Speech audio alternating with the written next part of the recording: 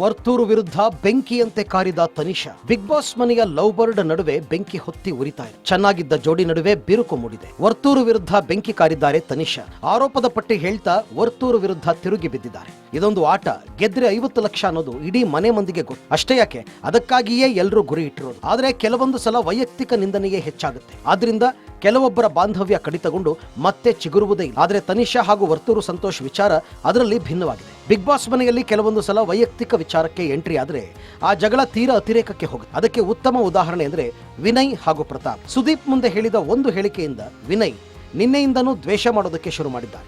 ಟಾಸ್ಕ್ಗಳಲ್ಲಿ ಪ್ರತಾಪ್ರನ್ನೇ target ಮಾಡಿದ್ದು. ಏಕವಚನದ ಬಳಕೆ ಜಾಸ್ತಿ ಆಗಿದೆ. ಬಿಗ್ ಬಾಸ್ ನೀಡಿದ ಟಾಸ್ಕ್ ಸಿಕ್ಕಾಪಟ್ಟೆ ವಿಭಿನ್ನವಾಗಿಯೇ ಇರುತ್ತೆ. ಆ ಟಾಸ್ಕ್ಗಳನ್ನ ನೋಡೋದಕ್ಕೇನೆ ಹಲವು ಮಂದಿ ಕಾಯ್ತಾ ಇರ್ತಾರೆ. ಇಂದು ಕೂಡ ಅಂಥದ್ದೊಂದು ಟಾಸ್ಕ್ ಅನ್ನ ನೀಡಲಾಗಿದೆ. ಅದು ಎಮೋಷನ್ಸ್, ಆರೋಪ, ಹೀಗೆ ಯಾರಿಗೆ ಮ್ಯಾಚ್ ಆಗುತ್ತೆ ಅವರಿಗೆ ನೀಡಬೇಕಿತ್ತು. ವೇದಿಕೆ ಮೇಲೆ ಬಂದ ತನಿಷಾ, ಈ ಕಾರ್ಡ್ ಅನ್ನ ನಾನು ವರ್ತೂರು ಸಂತೋಷ್ಗೆ ನೀಡ್ತೀನಿ. ನಾನು ಮಾತನಾಡ್ತಾ ಇರಬೇಕಾದ್ರೆ ಮಧ್ಯದಲ್ಲಿ ಮಾತನಾಡೋದು ಇಷ್ಟ ಇಲ್ಲ ಅಂತಾರೆ. ನಾಮಿನೇಷನ್ ಮಾಡಲು ಈ ರೀತಿ ಕಾರಣ ಕೊಟ್ಟಿದ್ದು ಸರಿಯಲ್ಲ ಅಂದ್ರು. ತನಿಷಾ ಆರೋಪದ ಕಾರ್ಡ್ ಕೊಡ್ತಾ ಇದ್ದಂತೆ ಕಿತ್ತುಕೊಂಡ ವರ್ತೂರು ಸಂತೋಷ್ ಸ್ನೇಹಿತ್ ಕ್ಯಾಪ್ಟನ್ ಆಗಿರ್ತಾರೆ. ಇವರು ಸೋಲ್ತಾರೆ. ಆಗ ಸ್ನೇಹಿತ್ ಮೇಲೆ ಆರೋಪ ಮಾಡ್ತಾರೆ. 2 ಆಟಗಳನ್ನ ಸ್ನೇಹಿತ್ ಅವ್ರಿಗೋಸ್ಕರನೇ ಗೆದ್ಕೊಡ್ತಾರೆ. ಆದ್ರೂ ಅವ್ರ ಮೇಲೆ ಆರೋಪ ಮಾಡ್ತಾರೆ. ತಾನು ಸೋತು ಅವ್ರ ಮೇಲೆ ಆರೋಪ ಮಾಡಿದ್ದು ಸರಿಯಲ್ಲ ಅಂತ ಸಮರ್ಥನೆ ನೀಡ್ತಾರೆ. ಆಟ ಟಾಸ್ಕ್ ಅಂತ ಬಂದಾಗ ತಪ್ಪು ಯಾರದ್ದು ಕಾಣುತ್ತೋ ಅವ್ರ ಮೇಲೆ ಆರೋಪ ಮಾಡ್ತಾರೆ. ಕೆಲವೊಂದು ಸಲ ಅಗ್ರೆಸಿವ್ ಆಗಿ ತಮ್ಮ ಮೇಲೆ ಆರೋಪಗಳನ್ನ ಮಾಡ್ಕೊಳ್ತಾರೆ. ಅದರಲ್ಲೂ ಒಮ್ಮೆ ತನಿಷಾ ಕಾಲಿಗೆ ಪೆಟ್ಟಾದಾಗ ಆ ಟಾಸ್ಕ್ ನಲ್ಲಿ ವರ್ತೂರು ಮಾಡಿದ ಮಿಸ್ಟೇಕ್ ನಿಂದಾಗಿಯೇ ಆ ಪೆಟ್ಟಾಗಿದೆ. ಆಟ ಅಂತ ಬಂದಾಗ ಕನಿಕರ ಇಲ್ಲ ಎಂದೇ ಜೋರು ಧ್ವನಿಯಲ್ಲಿ ಹೇಳಿದ್ರು. ತನಿಷಾ ಕೂಡ ವರ್ತೂರು ಸಂತೋಷ್ ಮೇಲೆ ಕಿಡಿಕಾರಿದ್ರು. ಆದರೆ ಇಬ್ಬರ ಫ್ರೆಂಡ್ಶಿಪ್ ನಡುವೆ ಆ ಯುದ್ಧವನ್ನ ತಂದಿರಲಿಲ್ಲ. ಈ ಬಾರಿಯೂ ಹಾಗೆ ಮುಂದುವರಿಯುತ್ತಾರೆ ಎಂಬ ಭರವಸೆಯಲ್ಲಿದ್ದಾರೆ